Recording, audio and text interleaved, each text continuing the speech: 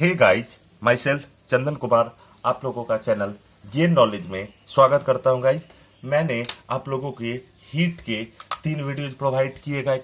उससे पहले मैंने गाइज आप लोगों को फोर्स के 2 वीडियोज प्रोवाइड किए गाइज। उससे पहले गाइज मैंने यूनिट्स एंड डायमेंशन के 3 वीडियोज प्रोवाइड किए गाइज। वेक्टर्स के 3 वीडियोज प्रोवाइड किए गाइज। ये सारे टॉपिक में गाइज मैंने आप लोगों को वीडियोज प्रोवाइड किए। अब मैं आने वाले टॉपिक पे आप लोगों को वीडियोज प्रोवाइड करूंगा गाइज, और कृपया करके आप उन सारे वीडियोज को अवश्य देखें। अगर उन सारे वीडियोज में आप लोगों को गाइज कहीं भी डाउट होगा तो डाउट का अगर पार्ट रहना तो नहीं चाहिए, अगर होगा तो आप मुझे जरूर बताइए गाइज। मैं उन सारे डाउट को अवश्य क्लियर करूंगा। और कमेंट बॉक्स में नीचे जरूर लिखें कि आप लोगों को नेक्स्ट कौन कौन से टॉपिक में वीडियो चाहिए। ऐसे मैंने शेड्यूलिंग गाइज कर दी है, मैं उसी टॉपिक के हिसाब से आप लोगों को सारा वीडियोज प्रोवाइड करूंगा गाइज। ओके गाइज, अब मैं गाइज आने वाले टॉपिक जो मेरे हैं उसके लिए देखिए गाइज, मैं उसके लिए आप लोगों को परिपक्व कर रहा हूं। उसके लिए मैं आने वाले टॉपिक के लिए जो आप लोगों को पढ़ाना है वो मैं कर रहा हूं गाइज। देखिए, हाँ देखिए गाइज, सबसे पहला चीज ये है कि आप लोगों को अगला टॉपिक मुझे बताना है, वो बताना है किरचॉफ्स लॉ। क्या बताना है? किरचॉफ्स लॉ बताना है। ठीक है गाइज। अब देखिए, किरचॉफ्स लॉ में जो टॉपिक पढ़ने के लिए जो चीज आप लोगों को आना चाहिए वो टॉपिक आना चाहिए इमिसिव पावर। आप लोगों को कॉन्सेप्ट आना चाहिए। क्या कॉन्सेप्ट आना चाहिए गाइज? आप लोगों को इमिसिव पावर का कॉन्सेप्ट आना चाहिए। ठीक है। अब इमिसिव पावर का कॉन्सेप्ट अगर गाइज आप लोगों को जानना है तो किरचॉफ्स लॉ आप लोगों को मैं बता दूंगा। इससे पहले आप लोगों को यह जानना है कि इमिसिव पावर क्या होता है। तो इमिसिव पावर में इमिसिव पावर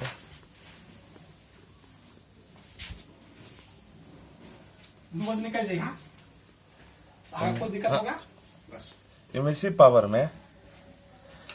पावर ये होता है गाइज कि अगर कहीं पे किसी पॉइंट पे अगर एनर्जी गिर रही है, किसी पॉइंट पे एनर्जी गिर रही है और उस एनर्जी को मैं मान लूं डेल्टा यू। इमिसिव पावर में गाइज क्या करेंगे, किसी पॉइंट पे एनर्जी गिर रही है और उस एनर्जी को गाइज मैं मान लेता हूं डेल्टा यू। एंगल बना रहा है गाइज, मान लीजिए डेल्टा ओमेगा। ध्यान से देखिए गाइज, इमिसिव पावर में मैं क्या कर रहा हूं, किसी पॉइंट पे अगर थर्मल एनर्जी इंसिडेंट हो रही है और वो एंगल बना रही है delta omega. Delta omega guys क्या है? वेरी स्मॉल एंगल है। डेल्टा ओमेगा क्या है गाइज? वेरी स्मॉल एंगल है। और डेल्टा ओमेगा क्या है गाइज? वेरी स्मॉल एंगल है। थर्मल एनर्जी किसी पॉइंट पे क्या हो रही है गाइज? इंसिडेंट हो रही है, एंगल बना रहा है डेल्टा ओमेगा। एनर्जी मान लीजिए गाइज जो इंसिडेंट हो रही है, एनर्जी जो इंसिडेंट हो रही है उसे मान लेते हैं guys delta you. Delta U thermal energy जो इंसिडेंट हो रही है, डेल्टा ओमेगा जो वेरी स्मॉल एंगल बना रहा है गाइज। ठीक है। तो इमिसिव पावर इमिसिव पावर जो होता है गाइज, इमिसिव पावर जो होता है गाइज वो क्या होता है? डेल्टा यू बराबर delta omega delta T delta area. मतलब इमिसिव पावर क्या होता है गाइज? इमिसिव पावर होता है is defined as the ratio of energy incidented, ratio of thermal energy incidented at any point per unit area, per unit time, per unit small angle. क्या कहा guys मैंने? फिर से आप लोगों को रिपीट करूं। इमिसिव पावर के बारे में गाइज मैंने ये बताया कि किसी पॉइंट पे अगर एनर्जी इंसिडेंट होता है और उस एनर्जी को अगर अपन लोग मान ले, किसी पॉइंट पे अगर गाइज एनर्जी इंसिडेंट होता है, उस एनर्जी को अपन लोग गाइज मान ले डेल्टा यू एनर्जी इंसिडेंट हुआ। जिस पॉइंट पे एनर्जी इंसिडेंट हुआ मान लेते हैं पॉइंट को, उस पॉइंट को गाइज मान लेते हैं स्मॉल ए मान लेते हैं गाइज। एंगल गाइज बना लेता है डेल्टा ओमेगा। सही है। डेल्टा ओमेगा बनाना था, और जिसमें एंगल जो डेल्टा ओमेगा है वो वेरी स्मॉल एंगल मतलब गाइज कितना होगा, 1 डिग्री, 2 डिग्री, 3 डिग्री, ऐसे करके कोई कुछ एंगल होगा, ये 1.1 ऐसे करके आप गाइज मान सकते हैं, ठीक है गाइज। किसी पॉइंट पे अगर थर्मल एनर्जी इंसिडेंट हो रहा है, वो थर्मल एनर्जी मान लेते हैं guys delta you energy incident हो रहा है, एंगल बना रहा है डेल्टा, एंगल बना रहा है डेल्टा ओमेगा, तो एमिसिव पावर ई जो होता है वो एनर्जी इंसिडेंट डेल्टा यू जो होता है वो रेशियो है कितना एनर्जी इंसिडेंट हो रहा है पर unit time, per unit area, per unit angle. तो मैं लिखने जा रहा हूं गाइज कि emissive power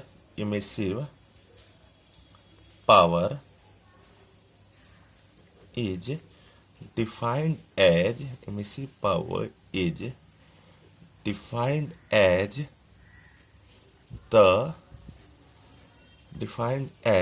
the ratio of thermal energy as the ratio of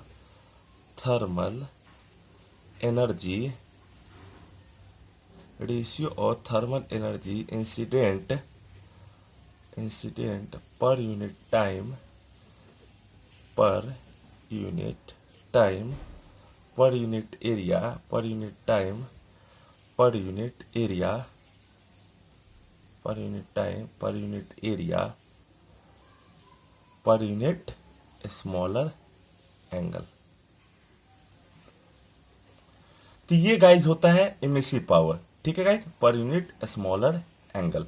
तो इमिसिव पावर मैंने क्या कहा guys, delta U upon delta omega delta T delta A, मतलब किसी पर्टिकुलर एरिया पे 1 second 1 centimetre square 1 theta angle पे कितना एनर्जी इंसिडेंट हो रहा है, कितना अमाउंट एनर्जी इंसिडेंट हो रहा है, यही होता है गाइज इमिसिव पावर। तो इमिसिव पावर को अपन लोग अगर हिंदी में लिखे तो क्या होगा गाइज, किसी 1 मीटर स्क्वायर लिखता हूँ, स्टैंडर्ड लिखता हूँ, किसी 1 मीटर स्क्वायर एरिया में 1 सेकंड में, किसी 1 मीटर स्क्वायर एरिया में 1 सेकंड में, किसी 1 मीटर स्क्वायर एरिया में 1 सेकंड में 1 डिग्री एंगल पे कितना एंगल, 1 डिग्री एंगल पे कितना थर्मल एनर्जी इंसिडेंट हो रहा है, कितना थर्मल एनर्जी इंसिडेंट हो रहा है, कितना थर्मल एनर्जी इंसिडेंट हो रहा है, उसी को कहते हैं, कितना थर्मल एनर्जी इंसिडेंट हो रहा है उसी को कहते हैं गाइज, उसी को कहते हैं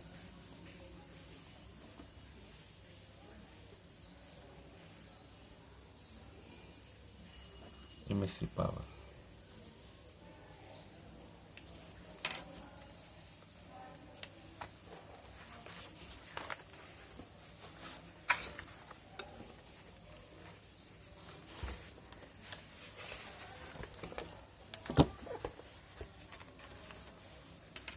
उसी कहते हैं इमिसिव पावर। अब गाइस इमिसिव पावर अगर समझ में अगर हम लोगों को आया तो अगला टर्म जो मैं, अच्छा इमिसिव पावर का गाइस मैं आप लोगों को यूनिट बता देता हूं, unit of emissive power, unit of emissive power,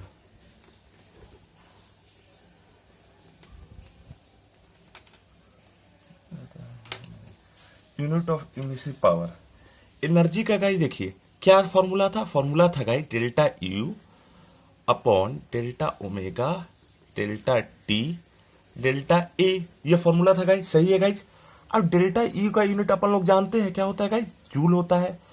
delta omega का यूनिट क्या होता है गाइस, रेडियन मान लीजिए गाइस, ठीक है रेडियन, सही है गाइस।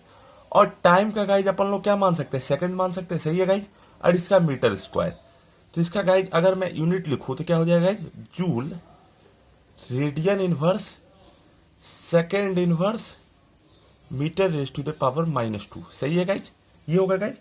अब इसी का गाइस मैं अगर आप लोगों को डायमेंशंस लिखूं, क्या लिखूं, डायमेंशंस ऑफ, इसका डायमेंशन लिखूं तो डायमेंशन में गाइज हम लोग जानते हैं डायमेंशन क्या होता है गाइज, कोई भी फिजिकल क्वांटिटी को बेसिक यूनिट के फॉर्म में रिप्रेजेंट कर देना, कोई भी फिजिकल क्वांटिटी को बेसिक MLT के पावर में रिप्रेजेंट कर देना और उसको एक स्क्वायर ब्रैकेट से उसको इनक्लोज कर देना, उसी को गाइज कहते हैं अपन डायमेंशन। डायमेंशन किसको कहते हैं गाइज, डायमेंशन कहते हैं गाइज कि कोई भी फिजिकल क्वांटिटी को जो बेसिक फंडामेंटल फिजिकल क्वांटिटी है MLT, इसके पावर में रिप्रेजेंट करना और उसे एक स्क्वायर ब्रैकेट के अंदर इनक्लोज करना, उसी को गाइज अपन लोग क्या कहते हैं, डायमेंशन कहते हैं। अब डायमेंशन गाइज अपन लिखे तो ये एनर्जी है। एनर्जी क्या होता है भाई guys, capacity to do work. Capacity to do work, work क्या होता है guys, force into displacement. Displacement means L, force का गाइज होता है MLT-2। देखते जाइए गाइज, MLT-2। रेडियन का गाइज अपन लोग थीटा मान लेते, सही है गाइज। सेकेंड्स का रेडियन का, हाँ रेडियन का हम लोग क्या मान लेते, थीटा मान लेते, सही है गाइज। सेकेंड्स का, सेकेंड का गाइज अपन लोग टाइम मान लेते हैं और एरिया का अपन लोग L स्क्वायर मानते हैं। ये L और ये L स्क्वायर, ये L स्क्वायर और L स्क्वायर गाइज कैंसिल हो जाएगा, सही है गाइज। MT-2 ऊपर था गाइज, डिवाइडेड बाई T था, ये ऊपर जाएगा गाइज, तो क्या हो जाएगा MT-3 थीटा इनवर्स। अब इसमें जो फिजिकल क्वांटिटी पे डिपेंड नहीं कर रहा, उसे पावर 0 कर देंगे गाइज, तो L0। तो ये गाइज हो जाएगा इसका डायमेंशन, सही है गाइज। अब गाइज ये अगर आप लोगों को समझ में आ रहा है गाइज, तो एक इसी से मिलता जुलता टॉपिक जो एक से भले दो वाला कॉन्सेप्ट है गाइज, कि मैं गाइज शुरू करूंगा एब्जॉर्प्टिव पावर।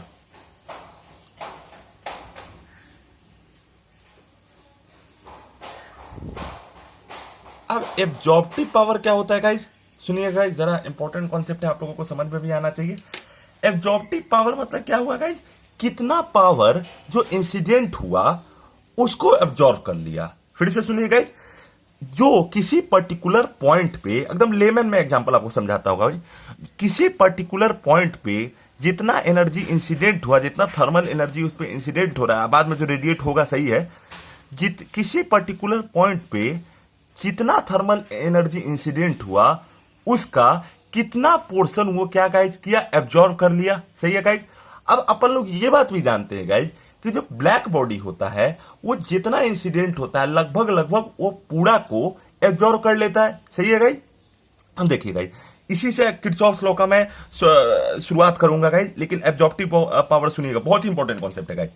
एब्जॉर्प्टिव पावर मतलब क्या होगा, किसी भी पॉइंट को अगर अपन लोग मान लेते हैं और उस पर्टिकुलर पॉइंट पे जितना थर्मल एनर्जी इंसिडेंट हो रहा है, किसी पर्टिकुलर पॉइंट पे जितना थर्मल एनर्जी इंसिडेंट हो रहा है उसका, फिर से सुनिएगा, किसी पर्टिकुलर पॉइंट पे जितना थर्मल एनर्जी इंसिडेंट हो रहा है उसका कितना पोर्शन वो बॉडी जिस पॉइंट पे इंसिडेंट हुआ है वो उसे एब्जॉर्ब कर लेता, उसी को गाइज हम लोग कहते हैं क्या, एब्जॉर्प्टिव पावर। तो मैं लिखता हूं guys absorptive power,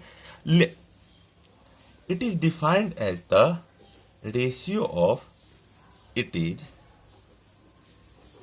defined as the ratio of power absorbed, ratio of power absorbed upon ratio upon power incident at power incident at that power incident at that point। मतलब guys किसी particular point पे जितना thermal energy इस पे incident हो रहा है, ठीक है गाइस, किसी पर्टिकुलर पॉइंट पे जितना थर्मल, मान लेते हैं गाइस Q1 थर्मल एनर्जी अपन लोग मान लेते हैं इंसिडेंट हुआ होगा, सही है गाइस। Q1 जो थर्मल एनर्जी इसमें इंसिडेंट हुआ है उसका कितना पोर्शन, अगर मान लीजिए थर्मल एनर्जी Q1 इंसिडेंट हुआ, इसका पोर्शन गाइज हम लोग मान लेते हैं जो Q2 थर्मल एनर्जी इसका पोर्शन होगा उसको गाइज इसने किया क्या, एब्जॉर्ब कर रहा होगा। ध्यान से सुनिएगा गाइज, अगर Q1 इसमें थर्मल एनर्जी इंसिडेंट हुआ और Q2 इसमें एब्जॉर्ब किया, और इस पॉइंट के लिए, पर्टिकुलर पॉइंट के लिए तो अगर मैं एब्जॉर्प्टिव पावर फॉर ए के लिए अगर मुझे लिखना हो, एब्जॉर्प्टिव पावर फॉर ए, फिर से सुनिएगा, पॉइंट ए पे मान लीजिए थर्मल एनर्जी इंसिडेंट हुआ, वो एनर्जी गाइज मान लेते हैं Q1, एनर्जी इसमें एब्जॉर्ब्ड हुआ Q2। तो एब्जॉर्प्टिव पावर ए के लिए हम लोग क्या जानते हैं, absorptive power energy absorbed upon energy incident equals to absorptive power होता है। अब एब्जॉर्ब पावर इसमें कितना हुआ गाइज, Q2, इंसिडेंट कितना हुआ है गाइज, Q1। तो गाइज ये कॉन्सेप्ट होता है एब्जॉर्प्टिव पावर फॉर ए का। एब्जॉर्प्टिव पावर फॉर ए मैंने क्या बताया guys, ratio of absorb power upon power incident at that point. मतलब ये रेशियो है गाइज, किस चीज का रेशियो गाइज, कितना पावर उसमें एब्जॉर्ब हुआ उस पॉइंट पे अपॉन कितना पावर इंसिडेंट हुआ। Q1 incident power, Q2 absorb power. Absorptive power for a, energy उसमें जितना एब्जॉर्ब हुआ और एनर्जी कितना इंसिडेंट हुआ। एनर्जी एब्जॉर्ब अपन लोग को क्या पता चला गाइस, Q2। एनर्जी इंसिडेंट हुआ गाइस Q1। तो energy absorb upon energy incident क्या हो जाएगा, Q2 अपॉन Q1। ये कॉन्सेप्ट होता है गाइस, बहुत ही इंपॉर्टेंट कॉन्सेप्ट, आप लोगों को बिल्कुल पता होना चाहिए गाइस। ठीक है, क्लियर है गाइस, ठीक है गाइस। अब ये कॉन्सेप्ट अगर गाइस क्लियर है तो मैं अगला कॉन्सेप्ट की तरफ बढ़ूंगा, बहुत ही ज्यादा इंपॉर्टेंट कॉन्सेप्ट है गाइस, किरचॉफ्स। अच्छा, एक कॉन्सेप्ट आप लोगों को और बता दूंगा। हम लोग जानते हैं गाइज कि जो ब्लैक बॉडी होता है, हम लोग गाइज एक सेकंड, हाँ, हम लोग जानते हैं कि जो गाइज ब्लैक बॉडी होता है वो क्या करता है, 100% एब्जॉर्ब कर लेता है, जो भी 100% एब्जॉर्ब कर लेता है थर्मल एनर्जी, थर्मल एनर्जी, जो भी इंसिडेंट उसमें होता है। हम लोग क्या जानते हैं गाइस, जो ब्लैक बॉडी होता है वो 100% एब्जॉर्ब कर लेता है जो भी उसमें थर्मल एनर्जी इंसिडेंट होता है। सही है गाइस, सही है ना, जो भी एब्जॉर्ब थर्मल एनर्जी इंसिडेंट होता है उसका 100% वो क्या करता है, एब्जॉर्ब कर लेता है, थर्मल एनर्जी इंसिडेंट होता है। अब गाइज मैं इसके लिए फॉर ब्लैक बॉडी के लिए गाइज एकदम ध्यान से सुनिए गाइज, ब्लैक बॉडी के लिए अच्छा एब्जॉर्प्टिव पावर जो गाइज कॉन्सेप्ट होता है उसको अपन लोग रिप्रेजेंट करते हैं गाइज अल्फा से। किससे डिनोट करते हैं गाइज, अल्फा से डिनोट करते हैं। और अल्फा गाइज, इसका मैं डेफिनेशन गाइज लिखूं तो अल्फा क्या है guys, absorbed upon energy incident. मतलब जितना एनर्जी एब्जॉर्ब्ड होता है, इंसिडेंट हुआ, उसका कितना परसेंट उसमें एब्जॉर्ब्ड हुआ, वही तो अपन लोग कहते हैं अल्फा। सही है गाइस। अब देखिए गाइस, फॉर ब्लैक बॉडी के लिए 100% एब्जॉर्ब कर लेता है, तो थर्मल एनर्जी क्या होगा, जो इंसिडेंट होगा फॉर ब्लैक बॉडी 100% ये क्या एब्जॉर्ब कर लेता है। तो इसके लिए गाइस मैं अल्फा लिखूं तो अल्फा फिर वही गाइस होगा इंसिडेंट, नहीं हाँ इंसिडेंट, ये गाइस डिनोमिनेटर में होता है तो यहां पे मैं -1 कर देता हूं गाइस, और यहां energy absorbed, energy incident upon energy absorbed, ये गाइज क्या होगा 1 फॉर ब्लैक बॉडी के लिए 1। अब इसी से गाइज कॉन्सेप्ट आता है किरचॉफ्स लॉ का, बहुत इंपॉर्टेंट कॉन्सेप्ट है गाइज, आप लोग ध्यान दीजिएगा। किरचॉफ्स लॉ का कॉन्सेप्ट क्या कहता है गाइज कि जो भी कोई भी आप बॉडी ले लो, किरचॉफ्स लॉ मैं लिख भी देता हूं गाइज और फिर आपको एक्सप्लेन करता हूं। किरचॉफ्स लॉ,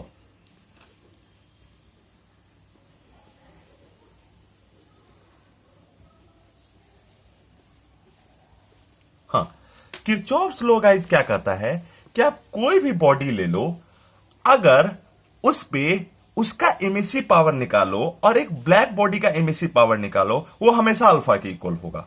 फिर से सुनिए गाइज, क्या मैं ये कॉन्सेप्ट कहता है, किरचॉफ्स लॉ ये कहता है और अल्फा के इक्वल होगा। मतलब इमिसिव पावर रेशियो आप निकालो, इमिसिव पावर ऑफ किसका, आप इमिसिव पावर निकालो, रेशियो ऑफ निकालो guys, emissive power of any body. अब एनी बॉडी का अगर आप मतलब आप निकालिएगा तो एनी बॉडी होगा तो उसका गाइस सिंपली कॉन्सेप्ट ये है कि वो जो एब्जॉर्ब करेगा वो कुछ हिस्सा एब्जॉर्ब करेगा, कुछ हिस्सा रिफ्लेक्ट करेगा, कुछ हिस्सा रेडिएट करेगा। 100% तो एब्जॉर्ब नहीं कर सकता गाइस, तो किरचॉफ्स लॉ ये कहता है कि आप किसी भी बॉडी, दुनिया का कोई भी बॉडी लो, उसका एमिसिव पावर निकालो, और कोई भी ब्लैक बॉडी लो जो कि 100% एब्जॉर्ब करता है, उसका एमिसिव पावर निकालो। तो emissive power of that body upon emissive power of black body, फिर से सुनिएगा किरचॉफ्स लॉ क्या कहता है, emissive power of that body upon emissive power of black body हमेशा अल्फा के इक्वल होता है। अल्फा क्या होता है गाइस? अल्फा होता है एब्जॉर्प्टिव पावर। फिर से सुनिए गाइस, अल्फा क्या होता है गाइस? Absorptive power. ठीक है, अब देखिए गाइस, वही मैं स्टेटमेंट लिख देता हूं। मतलब एक चीज हम लोग ये समझ रहे गाइस, जो इमिसिव पावर अगर हम लोग निकालेंगे ब्लैक बॉडी का, तो इमिसिव पावर ब्लैक बॉडी का क्या होगा गाइस? हमेशा कांस्टेंट रहेगा। और हम लोग ये भी बात बहुत ही अच्छी तरीके से गाइस जानते हैं कि अल्फा जो क्या होता है, energy absorbed upon energy incident. सही है गाइस? तो जब अल्फा जो energy absorbed upon energy incident, black body के लिए गाइस हमेशा क्या आएगा? 1 आएगा। ब्लैक बॉडी के लिए गाइस हमेशा क्या आएगा? 1 आएगा।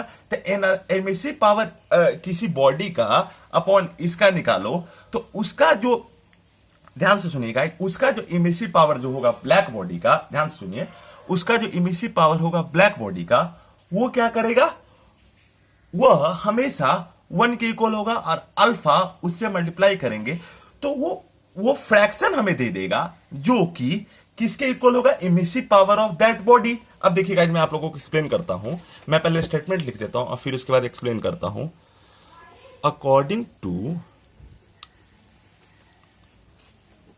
Kirchhoff's law, according to Kirchhoff's law,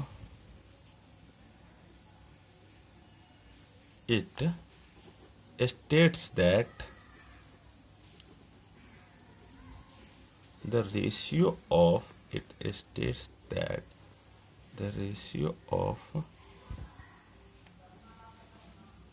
emissive power of any body, emissive power of any body and emissive power of any black body, emissive power of black body is equal to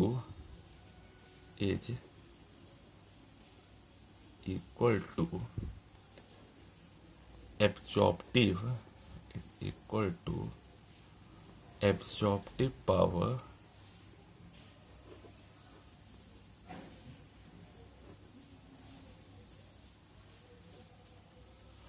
तो Kirchhoff's law क्या कहता है कि Kirchhoff's law ये कहता है कि emissive power of any body, emissive power किसी बॉडी का अपॉन, इमिसिव पावर किसी बॉडी का upon emissive power of black body, emissive power किसी बॉडी का upon emissive power of black body equal किसके लिए होता है? अल्फा के इक्वल होता है। ठीक है गाइस?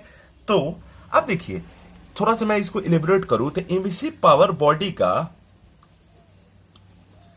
क्या गाइस हो जाएगा? Alpha emissive power of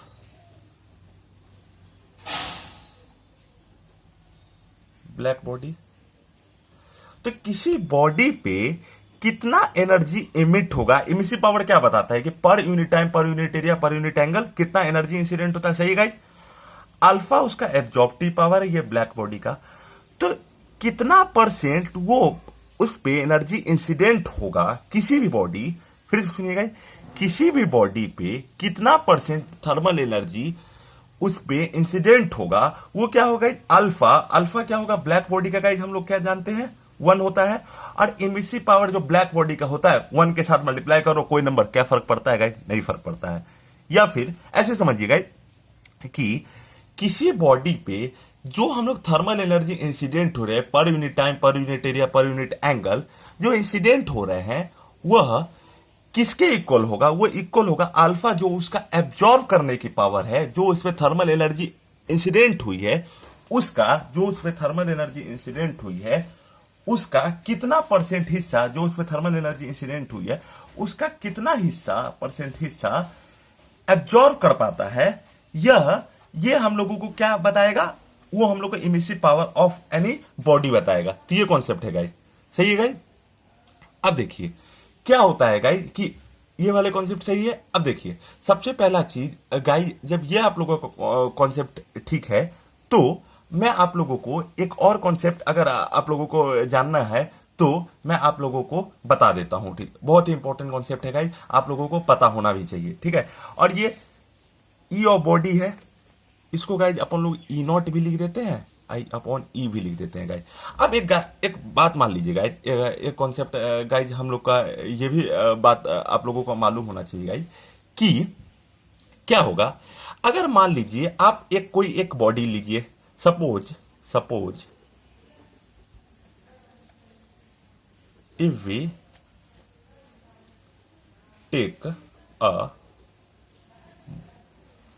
a body, simple body, कोई भी एक बॉडी ले लीजिए गाइज, एक सिंपल बॉडी ले लीजिए, और एक सिंपल बॉडी ले लीजिए गाइज, और क्या ले लीजिए गाइज, एक ब्लैक बॉडी ले लीजिए। सही है, अब ब्लैक बॉडी में क्या होगा गाइज, सिंपल बॉडी ले लीजिए, एक ब्लैक बॉडी ले लीजिए। अब देखिए, जो हम लोग जानते हैं गाइज, जो इमिसिव पावर जो होता है, इमिसिव पावर जो होता है वो क्या होता है गाइज, इमिसिव पावर जो, अगर अपन लोग इसको लिखे, इमिसिव पावर, ये क्या होता है गाइज, फंक्शन ऑफ कितना थर्मल एनर्जी उसमें इंसिडेंट हुआ है, उसी का गाइज क्या होता है, फंक्शन होता है, फंक्शन ऑफ कितना थर्मल एनर्जी उसमें इंसिडेंट हुआ है, उसी का क्या होता है गाइज, फंक्शन होता है।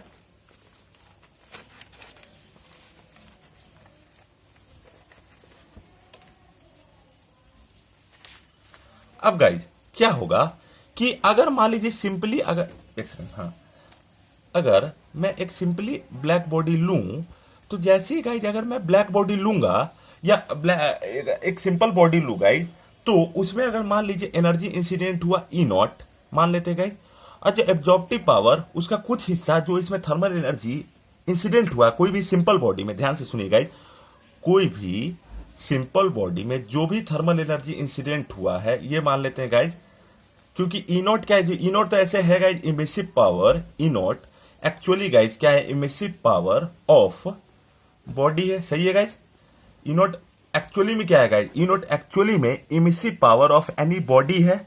सही है गाइज, और इसमें जो इसमें थर्मल एनर्जी इंसिडेंट हो रहा है, ये ई नॉट वास्तव में क्या है, फंक्शन ऑफ डेल्टा यू भी है, फंक्शन ऑफ डेल्टा यू भी है। तो जो भी इसमें मान लीजिए थर्मल एनर्जी इंसिडेंट हो रही है बॉडी का, उसका कुछ हिस्सा ही उसमें एब्जॉर्ब हो पाएगी, तो अल्फा जो होगा डायरेक्टली प्रोपोर्शनल होगा ई नॉट के, ये प्रोपोर्शनल है, ये अल्फा है, और ये कितना बताता है कि जो इंसिडेंट हुआ उसका कुछ हिस्सा ही एब्जॉर्ब हो पाएगा। सही है गाइस, तो अल्फा क्या हो जाएगा, के ई नॉट, ये किसके लिए, बॉडी के लिए। अब गाइस अगर मैं फॉर ब्लैक बॉडी लिखूं तो कितना होगा, पूरा हिस्सा एब्जॉर्ब कर लेगा, तो उसका अल्फा क्या हो जाएगा, 1 हो जाएगा। सही है गाइस, और उसका मान लेते हैं 1 मान लेते हैं, और वो भी ई के, अगर गाइज हम लोग इक्वल मान ले, ई के गाइज हम लोग अगर अपन लोग इक्वल माने और प्रोपोर्शनलिटी साइन के को हटा मल्टीप्लाई करे, तो हम लोग को ये किसके लिए मिला गाइज, फॉर ब्लैक बॉडी के लिए। मैं फिर से एक्सप्लेन कर देता हूं गाइज, थोड़ा मैं फास्टली एक्सप्लेन किया। मैंने क्या बोला गाइज, मैंने ये बोला कि अगर आप एक नॉर्मल बॉडी लेते हो, तो नॉर्मल बॉडी के लिए एक फॉर्मूला, नॉर्मल बॉडी के लिए ये फॉर्मूला गाइज होता है, E naught by E equal to alpha होता है। तो E naught by E equal to, E naught क्या है, कितना एनर्जी उसमें इंसिडेंट हुआ, thermal energy, emissive power incident हुआ, और ये इंसिडेंट हुआ है, ये इंसिडेंट हुआ, तो इसमें इसका कुछ हिस्सा ही ना गाइज उसका एब्जॉर्ब कर पाएगा। तो जो एब्जॉर्ब, तो अल्फा हम लोग क्या लिख सकते हैं गाइज, अल्फा हम लोग लिख सकते हैं इनवर्सली प्रोपोर्शनल टू ई होता है, जितना हिस्सा इंसिडेंट हुआ उसी का हिस्सा। और ये प्रोपोर्शनलिटी साइन को हटाने के लिए हम लोग क्या करेंगे, एक टर्म से मल्टीप्लाई करेंगे, तो वही है के ई नॉट। अगर वो ब्लैक बॉडी है तो ब्लैक बॉडी क्या होगा गाइज, जितना भी इसमें थर्मल एनर्जी इंसिडेंट हो रहा है गाइज, वो पूरा एब्जॉर्ब कर लेगा, तो ये 1 आ जाएगा गाइज। सही है guys, alpha directly proportional to E naught, तो डायरेक्टली क्या हो जाएगा, 1 आ जाएगा। अब जैसे ही 1 आ जाएगा तो E naught by E equal to 1। तो यहां पे गाइज फिर मैं वही बोलूंगा कि जो एब्जॉर्प्टिव पावर होगा, इसको जो इसमें एनर्जी इंसिडेंट हुआ है, जो इमिसिव पावर, उसका किसी से मल्टीप्लाई होगा, दैट इज के ई। इसको गाइज अपन लोग मान लेते हैं फर्स्ट इक्वेशन, इसको गाइज मान लेते हैं सेकंड इक्वेशन। ठीक है, इसको मान लेते हैं फर्स्ट इक्वेशन, इसको मान लेते हैं सेकंड इक्वेशन। अब देखिए गाइज, इसी को गाइज मैं थोड़ा सा इलेबोरेट करूंगा गाइज। तो from first and second equation, from first and second equations we get, हम लोग मान लेते हैं equations first divided by equations second मान लेते हैं गाइज। तो इक्वेशन फर्स्ट अपॉन सेकेंड अगर गाइज मान ले तो उसमें गाइज क्या हो जाएगा गाइज, हम लोग के पास के ई नॉट अपॉन के ई अपॉन अल्फा अपॉन 1, के कैंसिल हो जाएगा, तो ई नॉट बाई ई क्या हो जाएगा गाइज, अल्फा।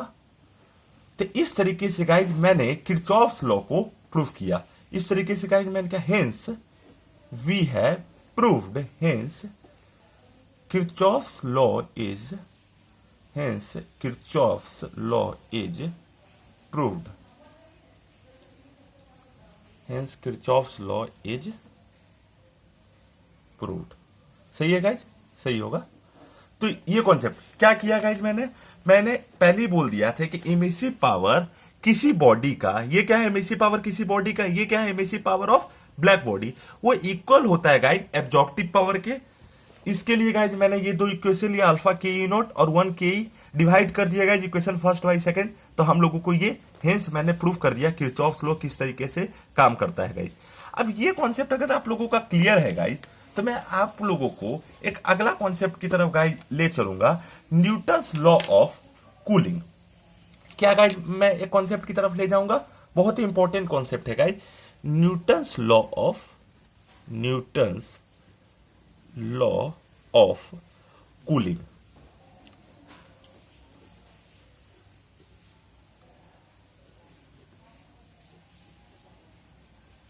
अब न्यूटन्स लॉ ऑफ कूलिंग क्या कहता है गाइज, बहुत ही इंपॉर्टेंट कॉन्सेप्ट है, सुनिए गाइज, कि अगर मैं मान लू, एक मैं बॉडी मान लू, इसका टेम्परेचर गाइड मैं मान लेता हूं T, सही है गाइज, एक बॉडी मैंने माना, इसका टेम्परेचर गाइज अपन लोग मान लेते हैं T, इसका टेम्परेचर गाइज मान लेता हूं T, सराउंडिंग का टेम्परेचर गाइज अपन लोग मान लेते हैं T नॉट। अब गाइज अगर ये ब्लैक बॉडी हो, अच्छा एक कॉन्सेप्ट गाइज मैंने आप लोगों को बताना भूल गया, अगर वो ब्लैक बॉडी होगा, इफ ब्लैक बॉडी होगा तो उसका जो इमिसिविटी आएगा, इमिसिविटी E, वो आएगा 1 के इक्वल। और अगर ये ब्लैक बॉडी ना होके अगर गाइज सिंपल बॉडी हुआ तो उसका इमिसिविटी लेस देन 1 आएगा। फिर से सुनिए गाइज, अगर वो ब्लैक बॉडी हुआ तो उसका इमिसिविटी 1, सिंपल बॉडी हुआ तो इमिसिविटी लेस देन 1। अब देखिए गाइज 1 किसी के साथ अगर मल्टीप्लाई हो तो इसको लिखे या ना लिखे इसको कोई फर्क नहीं पड़ेगा, लेकिन गाइज अगर मैं सिंपल बॉडी लूं और उसका एमिसिविटी 1 से कम होगा तो वहां पे E को गाइज अपन लोग को क्या करना पड़ेगा, मेंशन करना पड़ेगा। तो न्यूटन्स लॉ ऑफ कूलिंग ये कहता है गाइज कि अगर एक बॉडी मान ले जिसका टेम्परेचर गाइज अपन मान लेते हैं T, सराउंडिंग एक बॉडी मान ले जिसका टेम्परेचर गाइज, एक सेकंड गाइज, T नॉट में मान लेता हूं जो सराउंडिंग का टेम्परेचर है, तो ये बॉडी जो थर्मल एनर्जी रेडिएट करेगा, फिर सुनिएगा, ये बॉडी जो थर्मल एनर्जी रेडिएट करेगा वह जो इक्वल होता है गाइज, वो जो होता है गाइज वो होता है dq बाई dt, ये गाइज इक्वल होता है E sigma A T raise to the power 4 minus T naught raise to the power 4।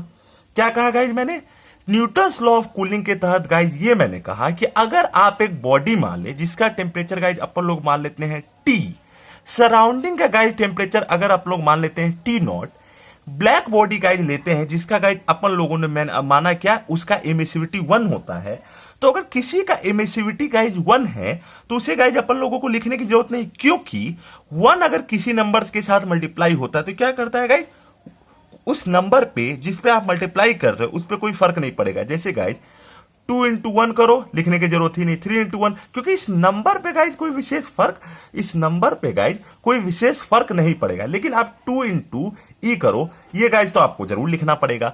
तो न्यूटन्स लॉ ऑफ कूलिंग में अगर एक बॉडी ली जिसका टेम्परेचर अपन लोग मान लिए T, ये गाइज सराउंडिंग का टेम्परेचर अगर अपन लोग मान लिए T नॉट, अगर ब्लैक बॉडी मान ली उसका एमिसिविटी E 1 मान लिए, सिंपल बॉडी मान लिए इसका एमिसिविटी लेस देन 1 मान लिए, तो जो rate of transfer of heat है या rate of transfer of heat, rate of transfer of heat, या फिर thermal energy, rate of transfer of heat और थर्मल एनर्जी जो होता है वो गाइज होता है rate of transfer of heat या थर्मल एनर्जी जो dq बाई dt जो होता है ई sigma A T4 minus T04।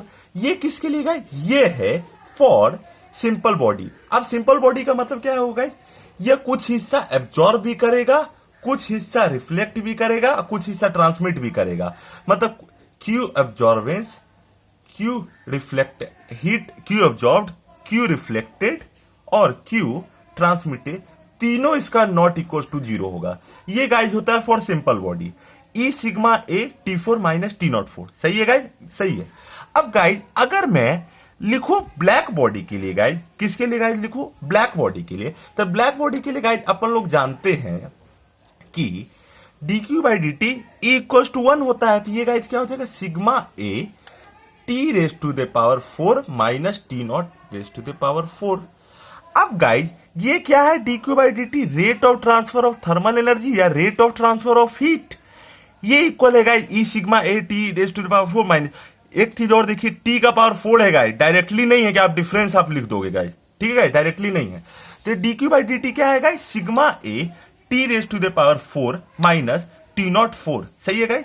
अब देखिए गाइज dq बाई dt ये किसके लिए गाइज अपन लोग लिखे हैं? ये गाइज अपन लोग लिखे हैं किसके लिए? ये लिखे हैं गाइज अपन लोग ब्लैक बॉडी के लिए, ठीक है गाइज। अब यहां पे एक सवाल ये उठता है कि बहुत कोई कहते हैं सिग्मा, तो सिग्मा क्या है गाइज? सिग्मा है स्टीफन्स कांस्टेंट। सिग्मा गाइज क्या है? सिग्मा है स्टीफन्स कांस्टेंट। स्टीफन्स कांस्टेंट है। स्टीफन्स कांस्टेंट का गाइज अपन लोग जो ये होता है वैल्यू होता है गाइज, वो होता है 5.67 into 10 raise to the power minus 8 watt per metre square kelvin का पावर 4। सही है guys? Watt per metre square kelvin. याद करने का तरीका ऐसे आप लोगों को पेपर में दिया रहेगा, लेकिन स्टीफन्स कांस्टेंट याद मैं ऐसे याद रखूंगा 5 6 7 8, ठीक है। Sigma Stefan's constant 5.67 into 10 raise to power minus 8 watt per metre square kelvin raise to the power 4। dq by dt ये पहला वाला स्टेटमेंट किसके लिए? सिंपल बॉडी के लिए, जिसका reflected heat energy, absorbed heat energy, transmitted energy not equal to 0। अब dq by dt sigma A T raise to the power 4 minus T0 raise to the power 4, ये गाइज होगा किसके लिए गाइज? ब्लैक बॉडी के लिए।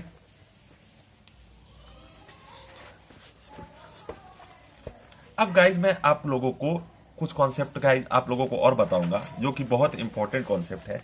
अब Stephen's constant का guys मैं आप लोगों को डायमेंशन बता देता हूं। तो डायमेंशन गाइज स्टीफन्स कांस्टेंट का अगर मैं बताऊं, किसका बताऊं गाइज? डायमेंशन स्टीफन्स कांस्टेंट का, डायमेंशन स्टीफन कांस्टेंट का अगर मैं बताऊं तो क्या होगा गाइज? स्टीफन कांस्टेंट का यूनिट क्या होता है गाइज? स्टीफन कांस्टेंट का यूनिट होता है guys watt per metre square kelvin raise to the power 4। Watt क्या है guys? Power. Power means guys क्या होगा? एनर्जी पर यूनिट टाइम। एनर्जी क्या होता है गाइज? एनर्जी होता है एनर्जी क्या होता है गाइज? एनर्जी होता है फोर्स इंटू डिस्प्लेसमेंट। तो force into displacement mlt minus 2 into L upon T. अब मीटर का क्या गाइज हो जाएगा? L square. केल्विन का गाइज अपन लोग मान लेते हैं, केल्विन का की का पावर 4 ही मानते हैं, टेम्परेचर है ना गाइज। अब देखिए एम एल स्क्वायर ये ऊपर गया guys, T raise to the power minus 2 पहले से था, ऊपर गया, टी का पावर माइनस 1 और ऐड हुआ तो T raise to the power minus 3। तो ये हो जाएगा M L square T raise to the power minus 3। सही है गाइज? यहां एल स्क्वायर दे देंगे गाइज, सही है। केल्विन का पावर 4 ये कैंसिल होगा गाइज। तो यहां पे एल का कोई पावर है नहीं, तो M L 0, K raise to the power minus 4, सही है गाइज, और T raise to the power minus 3। ये होता है गाइज डायमेंशन किसका होता है गाइज? स्टीफन्स कांस्टेंट का। तो ये गाइज कॉन्सेप्ट मैंने आप लोगों को स्टीफन्स कांस्टेंट का बताया। अब गाइज अगर आप एक्सप्रेशन से लिखिए तो देखिए जो dq बाई dt होता है, dq बाई dt वो क्या होता है guys? E sigma A T का पावर 4 माइनस T04 होता है गाइज। अब T0 क्या है गाइज? सराउंडिंग का टेम्परेचर, और T क्या है गाइज? बॉडी का टेम्परेचर। तो अपन लोग मान लेते हैं कि T में जो बॉडी का टेम्परेचर, जो सराउंडिंग का टेम्परेचर, उसमें चेंज अगर गाइज अपन लोग मान लेते हैं T0 प्लस डेल्टा टी है। डेल्टा की है टी क्या है गाइज?